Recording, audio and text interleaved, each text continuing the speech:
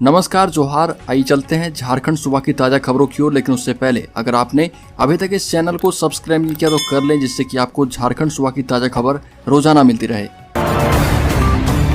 पहली और बड़ी खबर, देवघर में 8वीं के छात्र की हत्या, धारदार हथियार का किया गया इस्तेमाल, शरीर पर गहरे घाव के हैं निशान।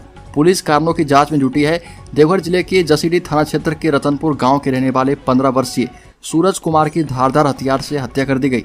अपने माता पिता के इकलौते संतान सूरज शाम को घूमने निकले थे, उसके बाद से घर नहीं लौटे।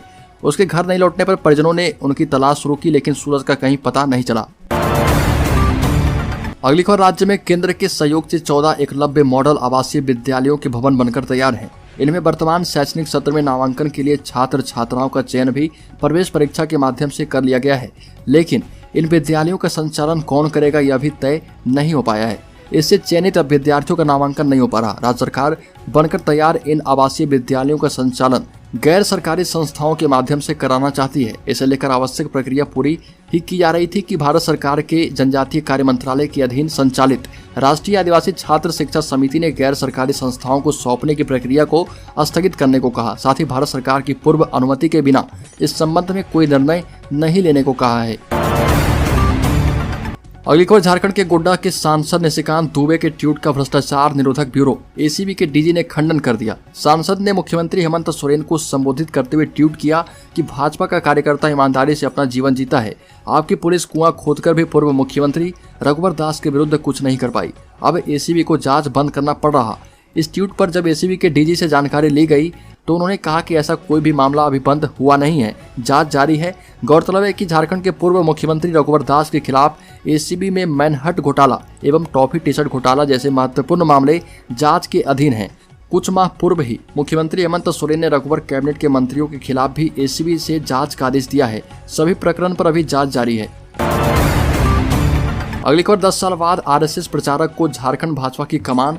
झारखंड भाजपा के नए संगठन मंत्री करमबीर सिंह आरएसएस के प्रचारक रहे हैं। हाल ही में भाजपा में उत्तर प्रदेश का सह संगठन मंत्री बनाया गया था, जबकि झारखंड से उत्तर प्रदेश भेजे गए धर्मपाल सिंह 2017 में भारतीय जनता पार्टी में आने से पहले तक अखिल भारतीय विद्यार्थी परिषद के राष्ट्रीय मंत्री रहे।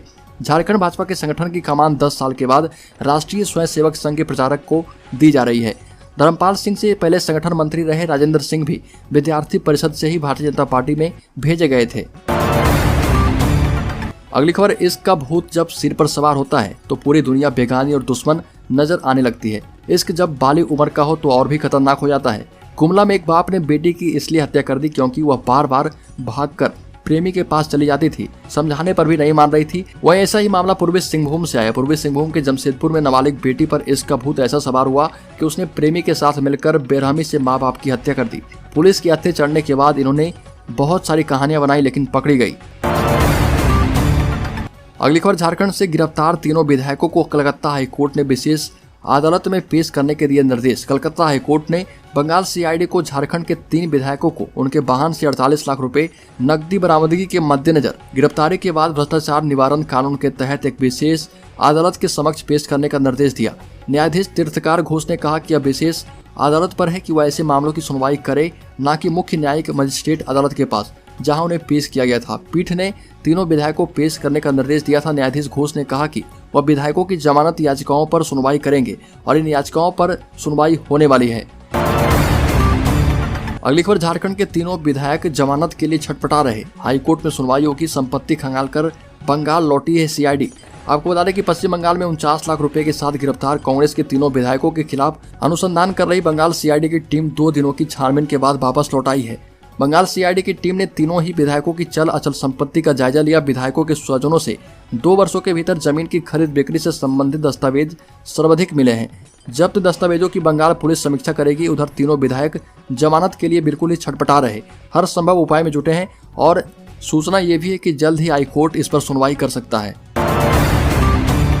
अगली खबर, झारखंड में बिजली टैरिफ में बदलाव किया गया। 200 यूनिट तक खपत करने वालों को राहत। बिजली बिल के टैरिफ में बदलाव किया गया है।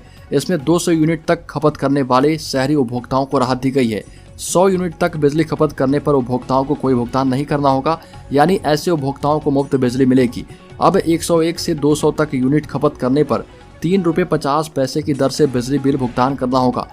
पहले 4 रुपये 20 पैसे प्रति यूनिट भुगतान करना पड़ता था। अब इन उपभोक्ताओं को प्रति यूनिट ₹2.75 की सब्सिडी दी जाएगी। इसके अलावा फिक्स चार्ज ₹75 लिया जाएगा। अगली खबर, बिहार के नए उप मुख्यमंत्री तेजस्वी यादव को झारखंड बीजेपी ने भेजा तोहफा। बिहार के नवनिर्वाचित उप मुख्यमंत्री तेजस्वी यादव को झारखंड बीजेपी ने एक अनोखा तोहफा दिया। झारखंड बीजेपी प्रवक्ता प्रतुल सहदेव ने बिहार के 10 लाख युवाओं को सरकारी नौकरी देने की बात तेजस्वी वाली बात पर चुटकी ली है। साथ ही प्रतुल ने तेजस्वी को एक पेन कुरियर कर उनसे अपना वादा पूरा करने की अपील की। प्रतुल सहदेव ने अपने आधिकारिक ट्विटर अकाउंट पर वीडियो साझा किया और इस वीडियो में उन्होंने कहा कि तेजस्वी जी, आप पलटू चाचा के साथ मैंडेट हाईजैक कर पिछले दरवाजे से सत्ता में आए हैं, फिर भी बड़ा दिल दिखाते हुए आपको डिप्टी सीएम बनने पर बधाई देता हूं। आपको विधानसभा चुनाव में बिहार के 10 लाख युवाओं को रोजगार के लिए किए गए वादे की याद दिलाता हूं। अगली खबर, झारखंड में कांग्रेस का गौरव यात्रा। आज से कांग्रेस पार्टी पूरे देश में 9 से 14 अगस्त तक गौरव पद यात्रा का आयोजन कर रही है। चतरा जिले में 13 अगस्त को पद यात्रा कार्यक्रम आयोजित किया गया है। चतरा में आयोजित गौरव पद यात्रा ऐतिहासिक होगी। उक्त बातें कांग्रेस के कार्यकारी प्रदेश अध्यक्ष शाहजादा अनवर ने कही और ये भी कहा कि चतरा में आयोजित गौरव पथ यात्रा कार्यक्रम में पार्टी के झारखंड प्रभारी अविनाश पांडे, प्रदेश अध्यक्ष राजेश ठाकुर, राज्य में कृषि मंत्री बादल पत्रलेख एवं स्वास्थ्य मंत्री बन्ना गुप्ता शामिल होंगे। पद यात्रा कार्यक्रम की शुरुआत जिले के इटखोरी प्रखंड से की जाएगी। इटखोरी के बाद पद यात्रा का यह कार्यक्रम शहर में आयोजित की गई है। अगली खबर, झारखंड में 13 अगस्त को राष्ट्रीय लोक अदालत, बिजली से जुड़े केस का ऐसे कराए निपटारा। आपको बता दें कि झारखंड में 13 अगस्त को राष्ट्रीय लोक अदालत का आयोजन किया जा रहा। झारखंड हाईकोर्ट समेत विभिन्न जिलों के सिविल कोर्ट में बिजली समेत अन्य मामलों का निपटारा किया जाएगा। इसके लिए सिविल कोर्ट स्थित जिला विधिक सेवा प्राधिकार के कार्यालय या संबंधित विभाग के कार्यालयों में मामलों के निपटारे को लेकर संपर्क किया जा सकता है। झारखंड में राष्ट्रीय लोक अदालत का आयोजन किया जा रहा है। इसकी तैयारी जोर शोर से चल रही है। 13 अगस्त को सभी जिलों के सिविल कोर्ट में राष्ट्रीय लोक अदालत लगेगी। झारखंड के बिजली उपभोक्ताओं के लिए 13 अगस्त को झारखंड हाईकोर्ट एवं सभी जिलों के सिविल कोर्ट में राष्ट्रीय लोक अदालत का आयोजन किया जाएगा। अगली खबर, झारखंड में जल जीवन मिशन के तहत अब तक 10% घरों में ही पहुंचा पानी। झारखंड में जल जीवन मिशन के तहत चालू वित्तीय वर्ष 2022-23 के 4 माह बीत गए, लेकिन नल से जल पहुंचाने के मामले में प्रगति 10% से भी कम है। पेयजल स्वच्छता विभाग ने चालू वित्तीय वर्ष में 22 लाख घरों तक पानी पहुंचाने का लक्ष्य निर्धारित किया है, लेकिन 6 अगस्त तक 1,90,710 घरों तक ही नल से जल पहुंचाया जा सका। अगली खबर, दुमका सर्किट हाउस में भाजपा नेता बाबूलाल मरांडी ने कहा कि राजनीतिक महत्वाकांक्षा की अंतिम पारी खेल रहे Nitish Kumar.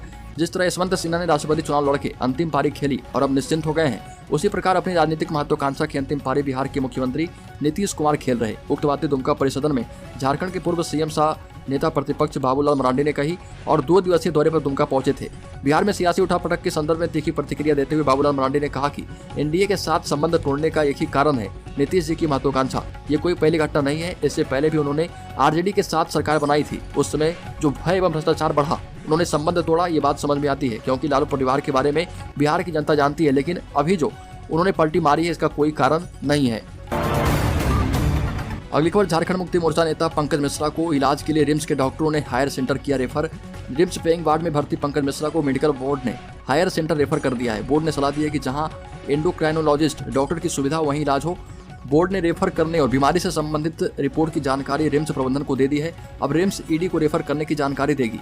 RIMS medical board की बैठक हुई जिसमें पंकज मिश्रा की पूरी जांच रिपोर्ट एवं वर्तमान स्वास्थ्य का आकलन किया गया था।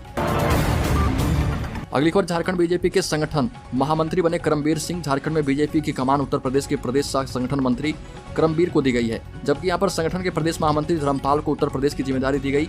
पार्टी के राष्ट्रीय महासचिव अरुण सिंह ने इस बाबत पत्र जारी कर दिया। करमबीर सिंह को संगठन के काम में दक्ष माना जाता है। साथ ही उन्होंने पार्टी के हर बूथ 10 यूथ के नारे को जमीन तक पहुंचाने में अहम भूमिका निभाई है और यूपी का चुनाव जितवाया।